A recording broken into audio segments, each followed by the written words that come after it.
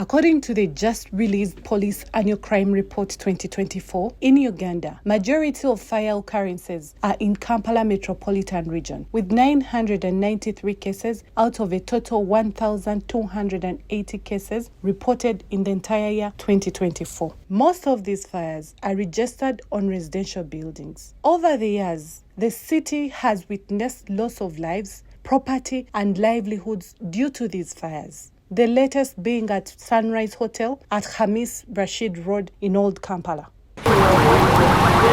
Makerere University's Ivory Tower was razed down on September 20th, 2020. In this report, we uncover the causes of fires in Kampala, police preparedness to fight them, and the challenges firefighters face.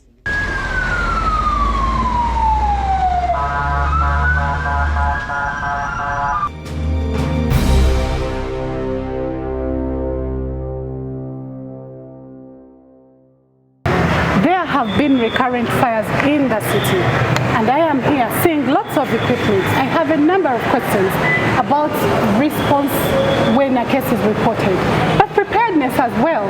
But also, what happens when the siren goes off? What happens when they receive a call that there is a fire somewhere? I have a number of questions, and I need them answered.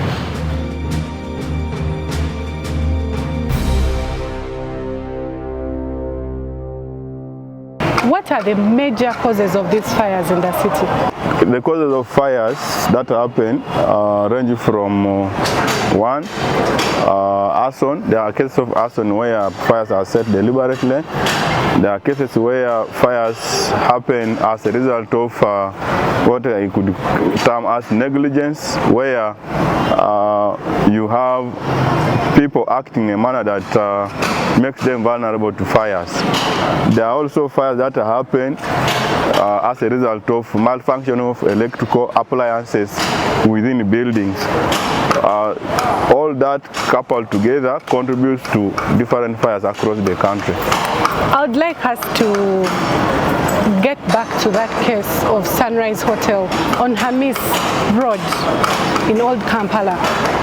Now that fire is said to have been caused by chemicals from a business that was operating beneath a hotel.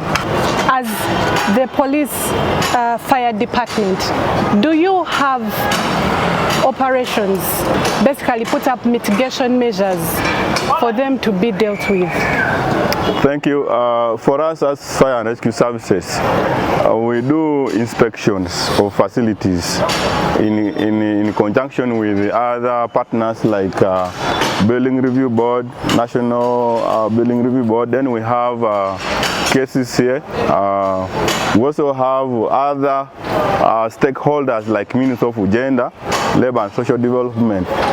But for us, our interest usually is related to what we call fire hazards. What are the potential things or activities in place that can potentially cause a fire? In regard to the case of the fire in Sunrise Hotel, it's unfortunate, first of all, that such a fire happened in that hotel, but we are studying the whole situation because a similar fire happened in a building called Nyumba Kubwa in Arua Park under almost similar circumstances. So yes, there are some chemicals that are highly volatile. If mishandled, can result to fire. There are chemicals, we call them pyrophoric chemicals. These are chemicals which can catch fire in exposure to open air. That's one. Two, if they are exposed to moisture,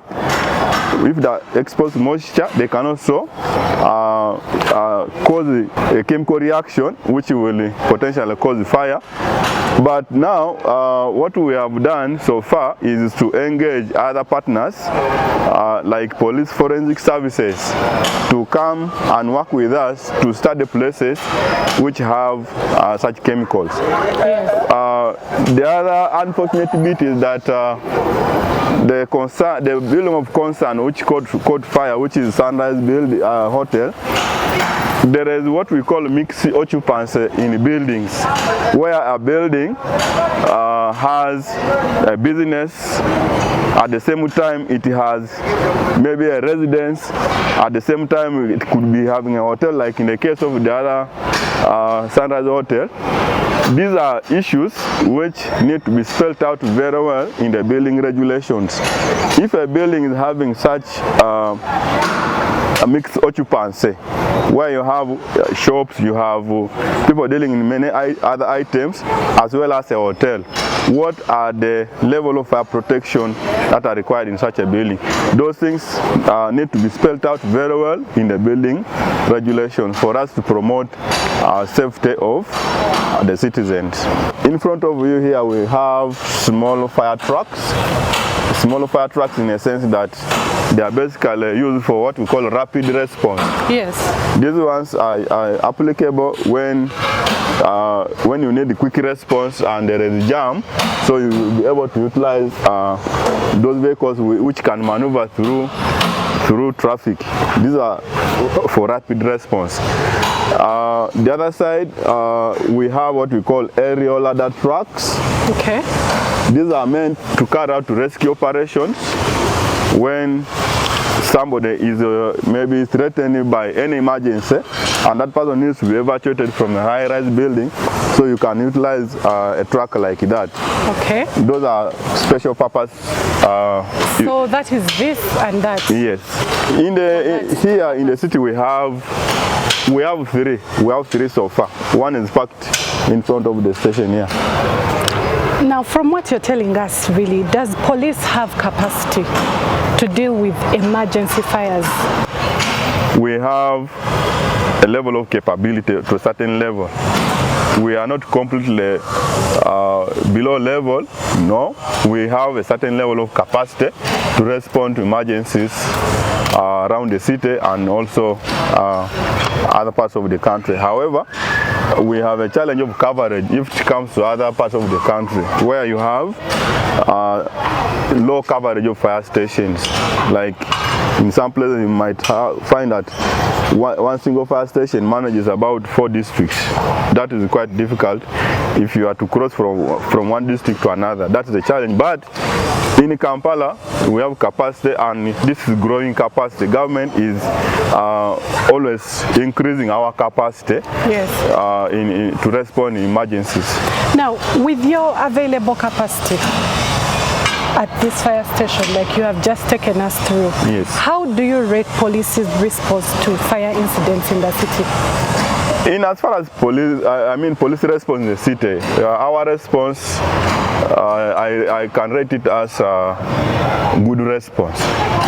We have good response capacity in the city. You see, here. There have been cases where you reached on the scene and you don't have water. You got there, or someone gave you a call and there's no fuel in this vehicles. No, we don't operate like that. Police management ensures that the director of fire here has sufficient fuel. We have a pump just here which fuels our vehicles. Number 2, we have water all the time in a hydrant here. Our fire trucks are filled with water all the time. The only question is, when a vehicle reaches the scene, does it have a hydrant nearby to refill it or to replenish the water it is discharging for fighting fire? That's where the problem is. But as far as our response is concerned, our response is good, because you cannot park a fire truck without water at any one time.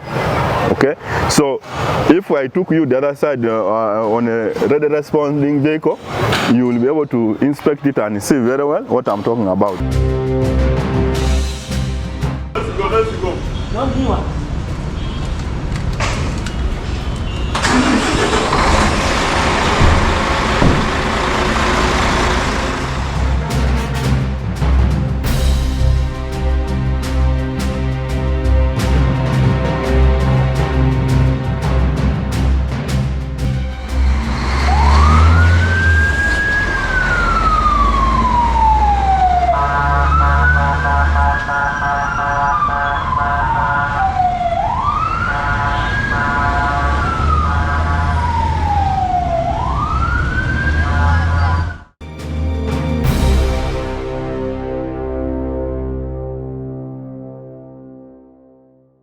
we have different challenges. One, there are challenges of accessibility to some scenes where, if for example you went outside in the suburbs of the city, you find that some residential areas have inaccessible roads. You have a big truck like this one, it cannot go through. Well, you may have a smaller one like that, but it has smaller capacity of less than 1,000 liters of water. So for it cannot sustain a long-term firefighting operation. So you need a big capacity like this one. This one. Yeah. So what's the capacity of this? The capacity of this truck is 5,000 liters. 5,000 liters. Okay, it is divided into two. It has a tank of water. Okay. Of about 4,000 liters. Yeah, 4,000 liters of water. Then it has a chemical which is used for fighting petroleum fires, flammable liquids fires. So instead of us filling that tank of that chemical with the chemical, we fill it also with water. So it means we have 5,000 liters carried by this trucker here. Okay. Yes. So take us through. If you got an emergency call right now, what would happen? If I got an emergency call right now, the call reaches our information room. We have an information room. The person responsible of the information room will press a siren, summoning firefighters, because firefighters are not always seated here. They are in the barracks there. Some of them are in the dormitory here. So he presses that siren to summon the firefighters that there is need to respond. And it takes us about 1 to 2 minutes for us to completely ensure that the firefighters are out of this station and they are on their way going to the scene of fire. So this is a control room, which you can ordinarily call information room. This is where all calls are received from. This control room is manned by a minimum of 2 people at any one time. Okay. On their table here, you have various call receiving gadgets. We have a VHF, which is a very high frequency radio system. Then we have table phones, we have mobile phones. They are all here for call receiving purposes.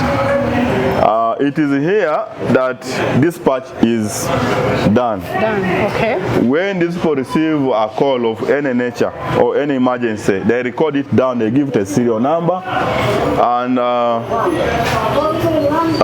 that call is duplicated on what we call a dispatch pad.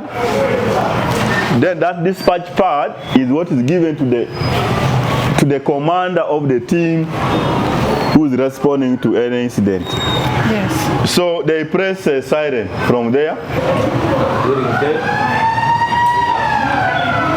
That is a sound. So they come running here. They dress on their firefighting gear. They board the vehicle, then they go out. That is for their response. You see, he has even come. Because he rang the siren. Yes. And he was ready to respond. Yes, he's ready to respond. Even our father here is ready to respond. Interesting. Yes. So that is how we react. And it's usually between 1 to 2 minutes, no exceeding that. Interesting. Yes. Interesting. In fact, even 2 minutes is usually too much. You can see they had a siren, they quickly came.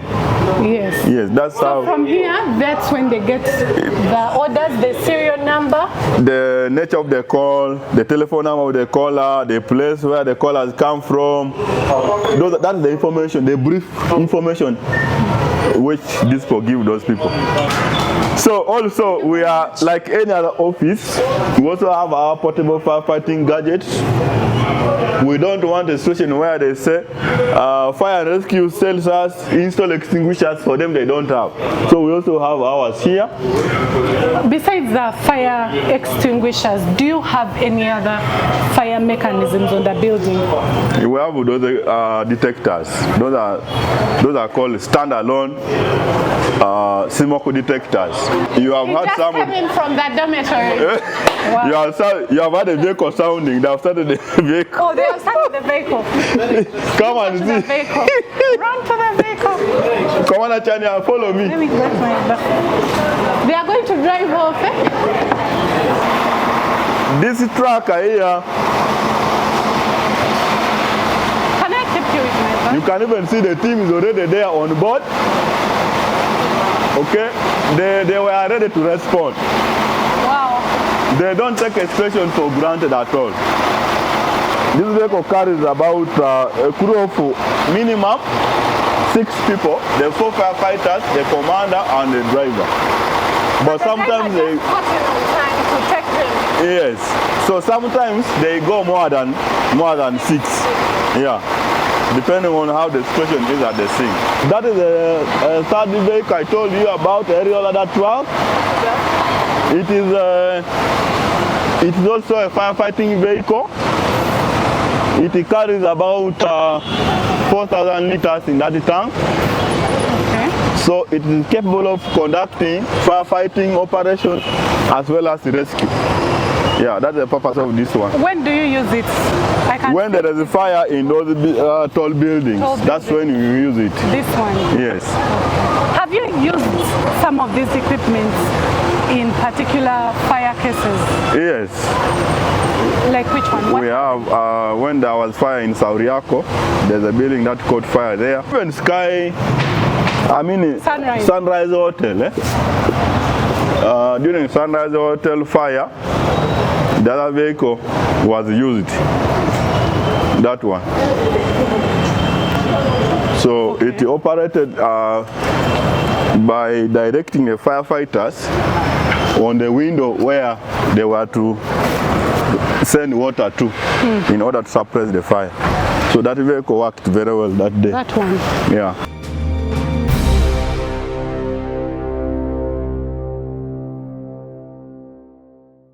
Okay. So going forward, how would you advise the people who are watching us, our audiences, to respond in case of a fire outbreak or in case there is fear that certain activities going on in those buildings could cause a fire? In as far as the preparedness is concerned, in any place, it could be a workplace, it could be a residence, it could be a school.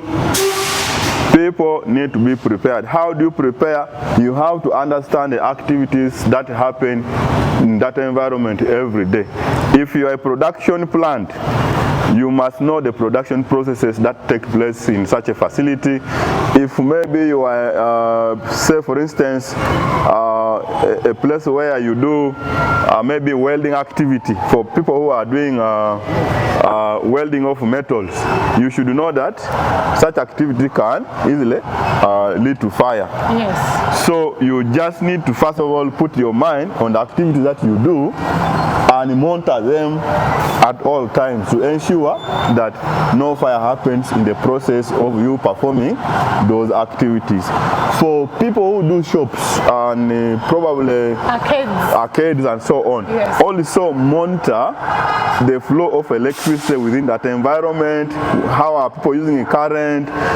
Because that's where a possibility of a spark happening and it can cause fire in the entire building. Then for people who are using chemicals or who the activities of production or business activities relate to chemicals, you must know which chemicals is where at any one time. How does it behave if it is exposed to maybe heat? How does it behave if it is exposed to oxygen? Maybe if it is exposed to moisture like water. You must know the behavior of chemicals and how they might react to cause fire. If you manage that, then you will be able to ensure that no fire happens in your facility.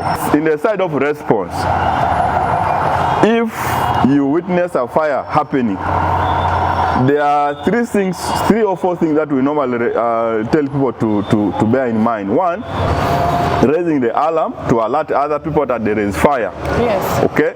Number two, you need to assist people who cannot assist themselves to evacuate when there is fire. Yes. Number three, call for help by dialing the number of the fire department. Then number four, use available firefighting equipment. Can be a fire extinguisher, can be a hose reel, can be any other firefighting equipment. Use that equipment to fight the fire as you wait for help from the fire brigade. Most fires start small, really, because of the nature of the environment where they happen, and they progress with the time. So if you yourself took action immediately when you see fire, you will actually stop that fire from spreading, and therefore you save the entire building from being on fire. Specifically when it comes to response, it has been reported, according to your annual crimes report of 2024, that most of the fires are due to electro short circuits. Yes. And candle wax, mainly in residential areas. What advice do you give to our audience when it comes to residential areas? For residential areas, I urge them again, monitor the wiring within the building. How is the wiring? Sometimes there can be loose connections. So if you see loose connections, you can call a technician who normally does the wiring for you. You correct the wiring. So you avoid loose connections. Then number two, electrical equipment such as fridges, fans, radios, TVs, you must only use them, or you must run them when you need them. If you don't need them, turn them off from the sockets. In that way, you are sure that they cannot be a potential cause of fire where you will be. Then number two, or number three, you need to ensure that children are also taught to behave well at home. In most cases, you find a child can start playing with matches. A child will pick a matchbox, strike it, produce a smaller flame, and when a fire maybe reaches his or her fingers, the child will toss that flame, and consequently, from a small fire like that, you will find that the whole home can be involved in a fire. About candles, we advise people. These days we have technology that has advanced. There are a lot of rechargeable lights all over the market. So instead of using candles today, resort to using rechargeable lights or solar lights, so that you extend a fire which can arise from a candle away from your home completely. If you do that, you will remain safe and you will not register fire in your home. But above all, I can say the public should be vigilant. Do not see fire and fail to report, however small it is. Then number two,